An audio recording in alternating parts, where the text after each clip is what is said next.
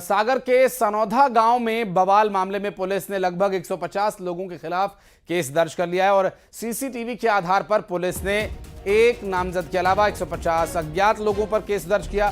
दरअसल रविवार को दो समुदायों के बीच झड़प हुई थी और इस दौरान कई दुकानों में आग लग गई थी। सूचना मिलने के बाद मौके पर पहुंची पुलिस और उपद्रव कर रहे लोगों ने पुलिस पर पथराव किया था। हालात को काबू करने के लिए पुलिस ने यहां आंसू गैस के गोले भी दागे थे और अब उपद्रव करने वालों पर केस दर्ज हो गया है। सागर से बवाल की जो पूरी खबर सामने आई थी उस पर बात करेंगे, हमारे सहयोगी पंकज जुड़ गए हैं। पंकज, सागर का जो पूरा बवाल देखा हमने, अभी फिलहाल जो ताजा अपडेट है उसमें क्या कुछ जानकारी मिल पा रही है? देखिए, गांव में शांति है, लेकिन गांव में अशांति फैलाने वाले जो लोग थे, लगभग 100 से 150 की भीड़ ने जब पथराव और आगजनी की घटना को अंजाम दिया था, उसमें न सिर्फ भाजपा के विधायक बल्कि पुलिस अधीक्षक भी घायल हुए थे। कई सिपाहियों के सर में चोटें आई थी। उसके बाद पुलिस ने अब उन लोगों पर एक्शन लेना शुरू कर दिया है। लगभग 150 लोगों को चिन्हित किया गया, जिसमें एक व्यक्ति जो साफ तौर पर देखा जा रहा था, उसका नाम बिट्टू बताया गया है। वो गाँव का ही एक युवक था, उसको पुलिस ने गिरफ्तार किया। उसके अलावा 10 ऐसे लोगों को पुलिस ने वीडियो के आधार पर अभी तक उठाया है। 150 के खिलाफ FIR दर्ज हुई है उसमें और अन्य युवकों की तलाश की जा रही है। जी, बहुत शुक्रिया आपका पंकज, इस पूरे मामले पर जानकारी देने के लिए।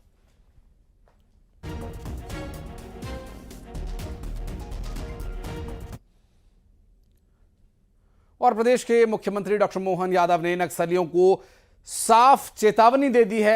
उज्जैन में उन्होंने कहा कि आने वाले समय में नक्सलियों के पास केवल 2 ही विकल्प होंगे, वो ये कि या तो वे आत्मसमर्पण करके मुख्य धारा में जुड़ जाएं, अपने बच्चों का भविष्य संवारें, या फिर वे मारे जाएं। उन्होंने कहा कि जनता की सुरक्षा के लिए नक्सलवाद का खात्मा अनिवार्य है और पीएम नरेंद्र मोदी, गृह मंत्री अमित शाह के नेतृत्व में ये काम जारी रहेगा।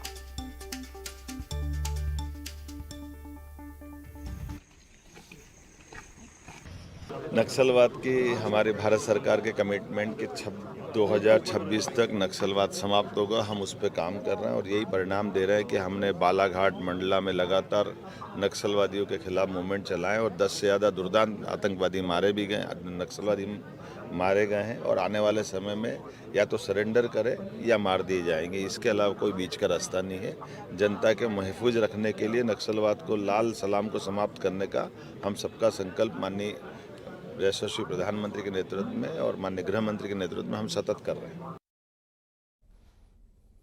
और बंगाल के मुर्शिदाबाद में हिंदुओं के पलायन पर बाबा बागेश्वर का बड़ा बयान सामने आया। उन्होंने कहा कि हिंदुओं को एकजुट होना होगा, अगर नहीं हुए तो हालात बांग्लादेश जैसे बन जाएंगे।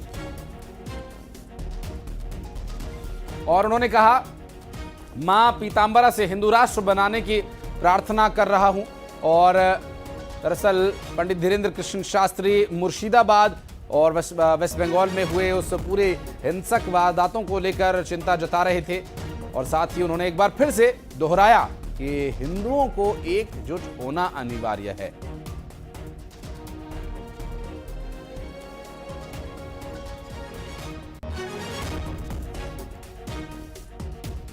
मुर्शिदाबाद के जो हिंदू पलायन कर रहे हैं वो पलायन रुक जाए, ऐसी प्रार्थना हमने मां भगवती, मां पीतांबरा मैया के चरणों में की। बांग्लादेश जैसे हालत बंगाल में भी हो रहे हैं।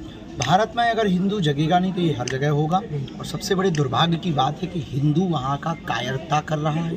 हिंदू भाग रहा अपने ही देश में, अपने घरों को छोड़ करके जब ये भाग रहा है तो निश्चित है कि हिंदुओं की दुर्दशा तय है। अगर आज नहीं जगे तो कल नहीं जग पाएंगे।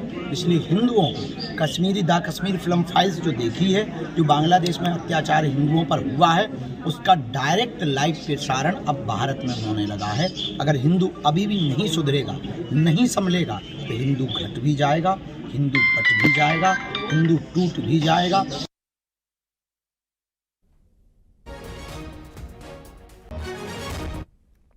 और बागेश्वर धाम के पीठाधीश्वर पंडित धीरेन्द्र कृष्ण शास्त्री ने बागेश्वर धाम में ही 2 अप्रैल को देश के पहले स्वघोषित हिंदू गांव बनाने की आधारशिला रखी थी और कहा था कि हिंदू राष्ट्र की परिकल्पना पर गांव बसाया जाएगा। 2 साल में देश का पहला हिंदू गांव बनकर तैयार हो जाएगा। 1000 घर बनाएंगे जिसमें 1000 परिवारों को बसाया जाएगा। एक तरफ जहां बीजेपी समेत हिंदुओं ने बाबा बागेश्वर की पहल की तारीफ की, स्वागत किया, तो वहीं कांग्रेस ने अब इस पर सवाल उठाए। मध्य प्रदेश कांग्रेस के अध्यक्ष जीतू पटवारी ने गांव बनाए जाने के पीछे का मकसद बताया वोटों का ध्रुवीकरण और कहा कि हिंदू गांव बसाना भगवान श्री राम के आदर्शों के विपरीत है।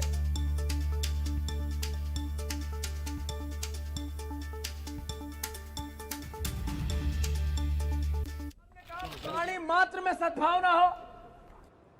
जो लोग ये कहते हैं कि हम एक गांव हिंदू बनाना चाहते हैं, मैं उनसे आग्रह करना चाहता हूं कि हम एक तरफ कहते हैं कि पूरा ब्रह्मांड अरबों साल पहले हिंदुओं के भावना के बाद ही सारे धर्म आए, तो फिर अरबों साल पहले राम थे, तो फिर पूरा विश्व हिंदू होना चाहिए, गांव क्यों होना चाहिए? सही है कि गलत? इसलिए गांव होना चाहिए कि वोट बांटने, वोट का ध्रुवीकरण करना है, इसलिए होना चाहिए। तो जीतू पटवारी के बयान पर बीजेपी ने निशाना साधा। बीजेपी ने कहा कि कांग्रेस को तो हमेशा सनातन से दिक्कत होती है, पहले प्रभु श्री राम से थी, फिर महाकुंभ से, अब हिंदू ग्राम से। वहीं बीजेपी के आरोपों पर कांग्रेस ने कहा कि बीजेपी मूल मुद्दों से भटकाने के लिए इस तरह की प्रोपेगेंडा चलाती है। मूल रूप से सनातन विरोधी है। कांग्रेस पार्टी को भगवान राम की प्राण प्रतिष्ठा से भी आपत्ति है, कुंभ से भी आपत्ति है, और अब जब सनातन धर्म के धर्मगुरु सनातन ग्राम की बात करते हैं तो उससे भी कांग्रेस पार्टी को आपत्ति है। ये वही कांग्रेस पार्टी है जो 50 सालों तक तुष्टीकरण की राजनीति करती रही। देखिए, किसी को दिक्कत नहीं है, ना जीतू पटवारी जी को दिक्कत है, ना देश के नागरिकों को दिक्कत है। सिर्फ और सिर्फ भारतीय जनता पार्टी अपना एक प्रोपोगेंडा, अपना एजेंडा चला रही है। संविधान की व्यवस्था है देश में, उसी के हिसाब से सभी का निर्माण होता है और संविधान ही बताता है कि कैसे गांव डेवलप होंगे, कैसे गांव के अंदर सब मिलजुल कर रहेंगे। ऐसा खाली कहना कि ये हिंदू ग्राम है, ये एक प्रोपोगेंडा है। ये किसी के माध्यम से भारतीय जनता पार्टी इस चीज़ को हाइप देने की कोशिश कर रही है कि जनता के मुद्दे दबते चले जाएं। और छतरपुर के नौगांव थाना इलाके से रिश्तों को शर्मसार कर देने वाली एक घटना सामने आई। 3 बच्चों की मां बच्चों को छोड़ 50,000 रुपया कैश, 2 लाख रुपए की जेवर लेकर फरार हो गई। दरअसल पीड़ित पति ने इसे लेकर थाने में शिकायत दी है। 3 बच्चियों को पिता लेकर थाने पहुंचा और दोनों पर कार्रवाई किए जाने की मांग की। पीड़ित का कहना यह है कि रात में जब सब सो गए तो बच्चों को बेसहारा छोड़ उसकी पत्नी भतीजे के साथ फरार हो गई और दोनों के संबंधों को लेकर पहले उसे शक था, लेकिन उसने कभी सोचा नहीं था कि उसके बच्चों की मां और उसकी पत्नी बच्चों को इस तरह से छोड़कर चली जाएगी।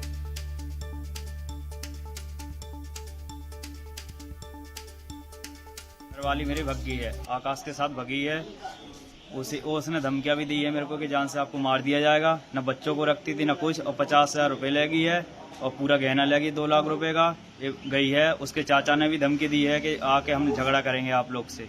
आपकी पत्नी का नाम क्या था? मेरी पत्नी का नाम है राजकुमारी हैरवार। मैं बनगांव का रहने वाला हूँ। किसके साथ भागी? रिश्ते में कौन लगता है? रिश्ते में भतीजा लगता है उसका। और रायसेन में शादी की खुशियां उस वक्त मातम में बदल गई जब सुल्तानपुर थाना क्षेत्र के बमहोरी ढाबे के पास एक गाड़ी पुलिया से नीचे खाई में जा गिरी और दुर्घटना में 6 लोगों की जान चली गई। आपको बता दें कि दूल्हा दुल्हन घायल हो गए। बताया जा रहा है कि ड्राइवर को झपकी आ जाने की वजह से यह दुर्घटना हुई। और आपको बता दें कि गाड़ी सवार सभी बिहार से शादी संपन्न कर वापस लौट रहे थे, लेकिन ये दुर्घटना घट गई।